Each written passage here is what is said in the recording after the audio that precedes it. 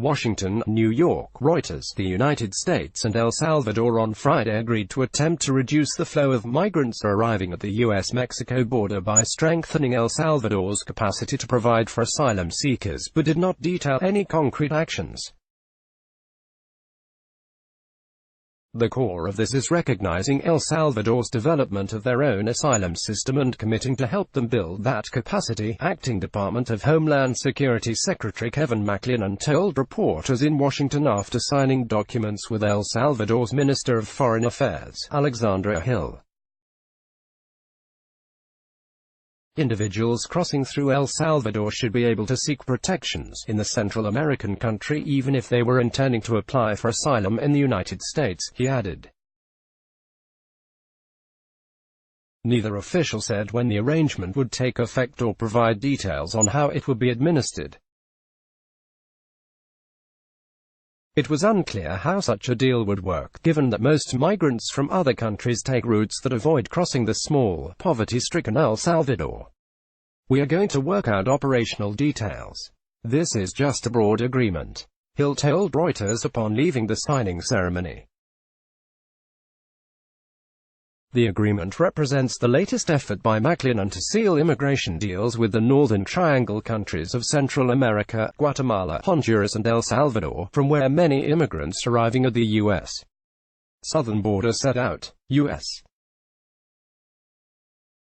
President Donald Trump has made immigration enforcement a centerpiece of his administration and is pushing to staunch the flow of migrants, many of them families, crossing into the United States. Border crossings reached record highs earlier this year, frustrating Trump. Guatemala has signed a so-called safe third country deal with the United States that requires asylum seekers who travel through Guatemala on the way to the U.S. Mexico border to ask for refuge in Guatemala first, instead of in the United States. The Guatemalan Congress, however, has not ratified the deal. The United States has a similar safe third country agreement with Canada. Honduras, meanwhile, held talks with the United States over migration this week that will continue into next, Honduras Foreign Ministry and the U.S. Embassy said in a joint statement on Friday.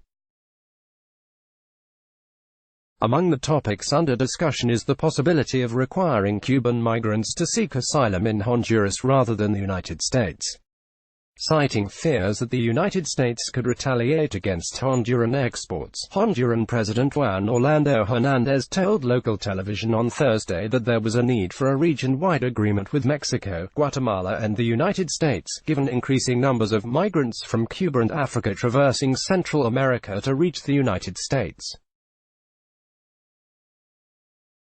So we believe that Honduras should also become a safe country to avoid the situation becoming more complicated, Hernández said.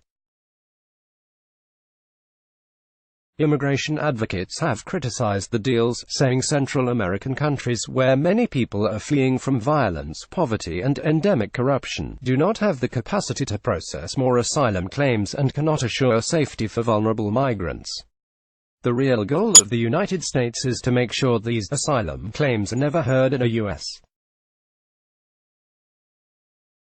court, said Douglas Rivlin, spokesman for Washington-based pro-immigration group America's Voice, following the U.S.-El Salvador agreement. File photo. Acting U.S. Homeland Security Secretary Kevin McClennan attends a news conference in San Salvador, El Salvador, August 28, 2019.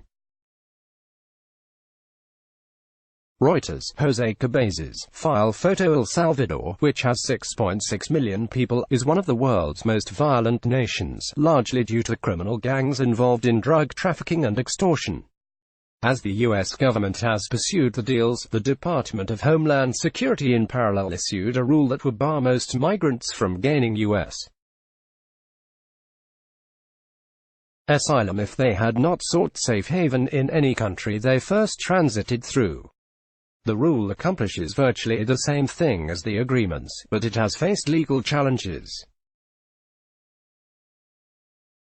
A federal court initially blocked the rule from taking effect, but the Supreme Court on Sept. 11 allowed it to be implemented while the court challenges are ongoing. Reporting by Richard Cowan in Washington, Micah Rosenberg in New York and Gustavo Palencia in Tegucigalpa. Additional reporting by Jan Wolfe in Washington and Dana Beth Solomon in Mexico City. Editing by Cynthia Osterman and Rosalba O'Brien. Or standards.